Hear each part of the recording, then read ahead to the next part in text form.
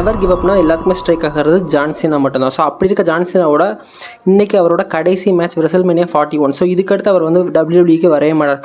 So அப்படிப்பட்டவர் நல்ல பணம் வச்சுருக்காரா அப்படின்னு சொல்லி கேட்டாப்புல அதான் இல்லை. ஸோ எந்த ஒரு இன்டர்வியூக்குமே வந்து ஒரு பெஸ்ட்டான ஒரு அவுட்ஃபிட் போட்டிருக்க மாட்டார். ஒரு கார் ட்ரக் டிரைவருக்கு எவ்வளோ காசு இருக்கோ அதை விட கம்மியான காசு தான் வச்சுருக்காரு. ஸோ WWE நம்பர் 1 இருக்கிறவர் எதனால இவ்வளோ கம்மியாக வச்சுருக்காரு, அவ்வளோ சிம்பிளாக இருக்கார். அவர்கிட்ட அவ்வளோ பெரிய அப்பார்ட்மெண்ட்ஸ் கிடையாது, வில்லாஸ் கிடையாது. அதே மாதிரி பெரிய பெரிய கார்ஸ் எதுவுமே வச்சுருக்காரு. 1 மில்லியன் 2 மில்லியன் அளவுக்கு கார்ஸ் எதுவுமே கிடையாது. வெறும் ஒரு 15 லட்சம் மதிப்புள்ள ஒரு கார் மட்டும்தான் வச்சுருக்காரு.